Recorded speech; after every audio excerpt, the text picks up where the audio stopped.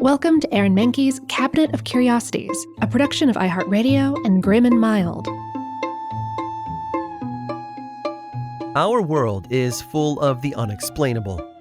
And if history is an open book, all of these amazing tales are right there on display, just waiting for us to explore. Welcome to the Cabinet of Curiosities.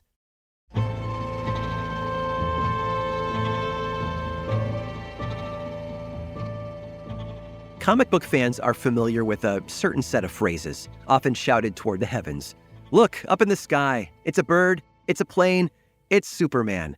But a person flying above the clouds was only fiction, right? Something like that couldn't happen for real, could it? Just ask the people of medieval Ireland. In the 740s, reports began to pour in of bizarre sightings, beginning in a place called Telltown in the northeast. 3 ships were spotted at a distance, their crews throwing spears over the decks to catch fish swimming below. But the ships weren't in the water. They were overhead, soaring through the sky. One of the spears missed and landed at their feet. Onlookers watched as a crew member leapt off the deck to retrieve it. He swam down through the air as if it were water, picked up the errant spear, and swam back up to his ship. Over time, these stories changed a bit. The 3 ships became 1 ship, and then a 10th century king was present in some tellings. In later versions, the spear was picked up by someone on the ground who refused to give it back. The crewmate who swam down to get it cried, "I am being drowned." The king then ordered the spear to be returned to him so that he could get back onto his ship. And we know of these stories today because of the Irish Annals, historical records of important events in Irish history. 4 of these annals contain information about the sky ships seen in Telltown. Hundreds of years after the first sighting, the tales changed again. Around the 15th or 16th century, a manuscript was published containing a different account of the events. They no longer took place in Telltown, but rather at a monastery near the center of the country. It was called Clonmacnoise, and it served as a major educational hub for the country, teaching different trades and, of course, religious doctrine. In this iteration of the story, the spear had been changed to an anchor, which was dropped from above and then retrieved by a crewmate who swam down to earth to get it back. The priests held on to the anchor as the sailor cried that he was drowning until they let it go and he was able to return to his ship. And it was this narrative that soon left the confines of Ireland and spread throughout England. According to Geoffrey de Brule, a 12th century French abbot, the anchor actually landed in London in 1122. A similar version from 1211 claimed that the anchor was seen among piles of stones in the churchyard. As the parishioners watched, the rope that was tied to the anchor began moving. It was like an invisible force that was trying to rip it out of the ground from above. When it wouldn't budge, one of the sailors climbed down the rope to the ground level and was grabbed by the people nearby. He struggled to get away, but died in their custody, having drowned by our heavier, moisture-filled air. And that same story would be discovered sometime later in a Norse compilation of fantastic tales called Irish Marvels. So, did the people of Ireland really witness a fleet of ships traversing the sky?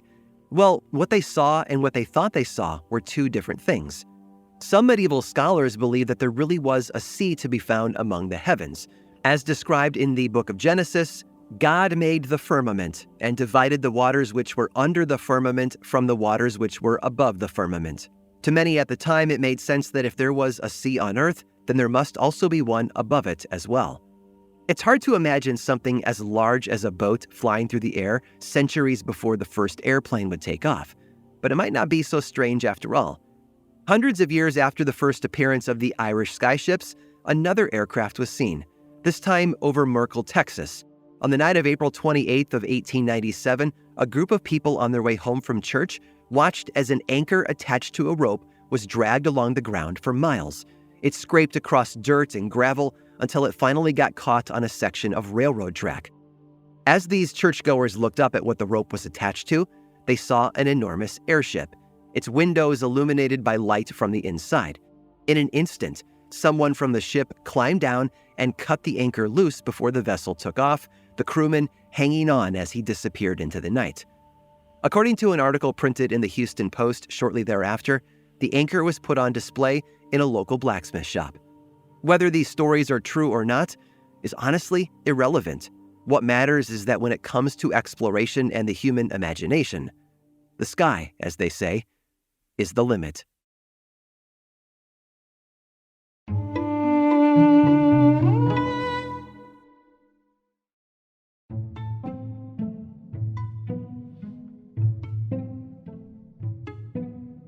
When we think about affecting change, we often sell ourselves short. There's a common sentiment shared by many that goes something like, I'm only one person, how much can I really do?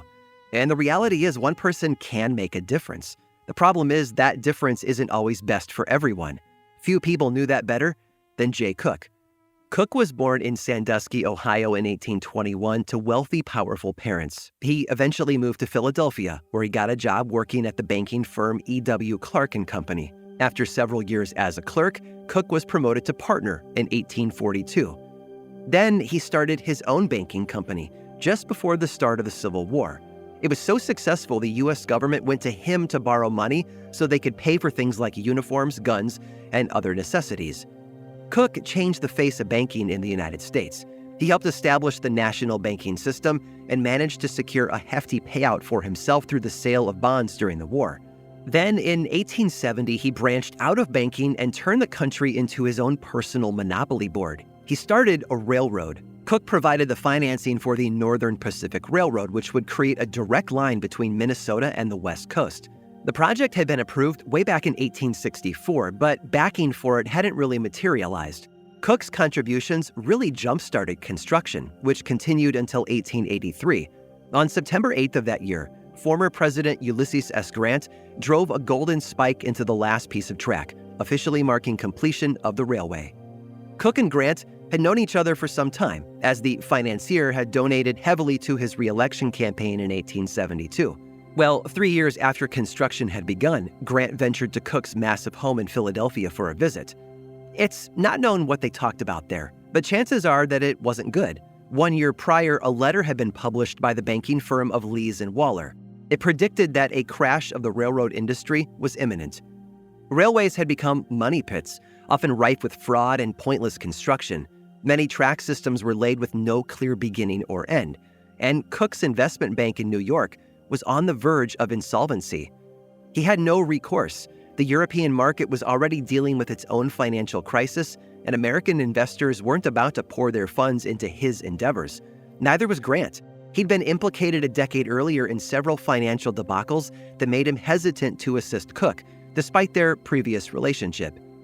3 days after their meetup, Cook's bank went belly up. Pretty soon, everyone back in New York heard the news. They mobbed the streets looking for a way into the building. Police officers were called to quell the crowds and keep them from ripping the doors off their hinges. People lost everything and found themselves in the middle of the first Great Depression, almost 60 years before the crash of 1929, and it was all thanks to Jay Cook. Even Wall Street shut down completely, with the New York Stock Exchange suspending trading for the first time ever. Grant considered funding a bailout of the Treasury Department, but ultimately decided against it. The Northern Pacific, though, somehow managed to survive. A series of austerity measures had been initiated prior to the crash, and loans from other financiers helped keep the project alive. This crisis was known as the Panic of 1873, and it led to the dissolution of over 120 railroads, the loss of 18,000 businesses, and the bankruptcy of countless investors. And it lasted for more than 5 years. Among the first groups hit by the panic were formerly enslaved Americans who had had their life savings stored at the Freedmen's Savings Bank. It also went under, costing thousands of African American men and women everything they had. No one was safe from the panic either. From the poor and uneducated to the rich and cultured, everyone stood to lose something, or everything, as a result of one man's greed. Because of Jay Cook, unemployment rose to a whopping 14% across the country, although some areas saw even worse. Veterans were tossed into the streets, while men like Cook found ways to regain their wealth. He made his money back by investing in a silver mine out in Utah before dying in 1905. Jay Cook was a ruthless businessman, and he was almost solely responsible for the first, and probably one of the worst, depressions that the United States has ever seen. I hope you've enjoyed today's guided tour of the Cabinet of Curiosities. Subscribe for free on Apple Podcasts or learn more about the show by visiting curiositiespodcast.com. This show was created by me, Aaron Mahnke, in partnership with How Stuff Works.